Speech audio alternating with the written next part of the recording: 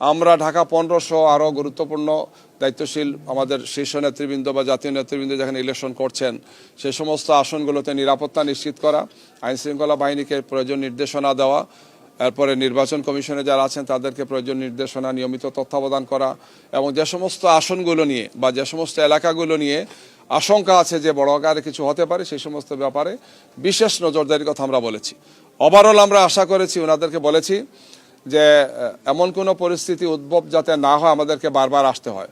আমরা মনে করি যে নির্বাচন কমিশন তাদের সক্ষমতার সর্বোচ্চটাতে তারা চেষ্টা করবেন এবং যে সমস্ত বিষয়ে আমরা তাদেরকে দৃশ্যাসন করেছি এই সমস্ত বিষয়ে তারা কার্যকর পদক্ষেপ গ্রহণ করবেন।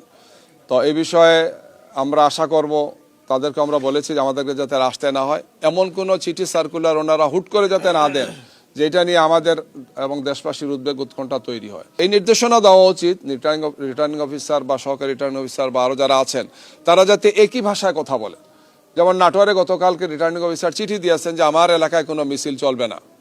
ওনাকে দৃশ্যাসন করা হইলো যে বাংলাদেশের সব জায়গাতে আজকে এবং গতকালকে এবং আজকে বিভিন্ন ধরনের সর্বশেষ যেহেতু প্রোগ্রাম সমাবেশ হচ্ছে, মিছিল হচ্ছে, এটা তো হবেই।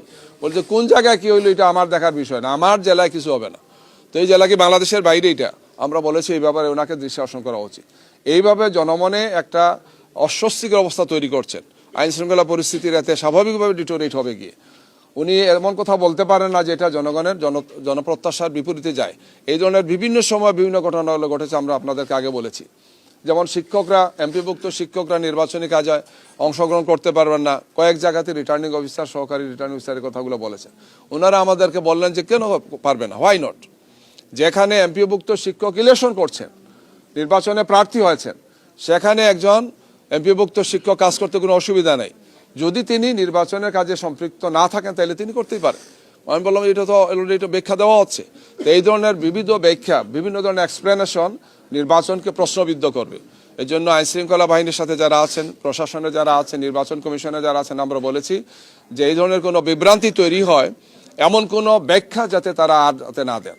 নির্বাচনের মাত্র কয়েক ঘন্টা বাকি আছে, 3 দিন বাকি আছে। আর এই অবস্থায় যাতে আমরা সব দিক বিবেচনায় সর্বোচ্চ নিরপেক্ষতা রক্ষা করি, দায়িত্বশীল ভূমিকা যাতে পালন করি এবং এক্ষেত্রে সবার স্ব ভূমিকা পালনের জন্য আমরা বলেছি নির্বাচন কমিশনের পক্ষ থেকে যাতে প্রয়োজনীয় দিক নির্দেশনা এবং ওনারা সুপারভিশন করেন, তত্ত্বাবধান করেন। আর একটা বিষয় আমরা তাদেরকে বলেছি যে যেহেতু মোবাইলটা নিষিদ্ধ ওনারা করেছিলেন, এই ব্যাপারে কথা আছে যে ইন্টারনেটও ওনারা স্লো করে দেবেন।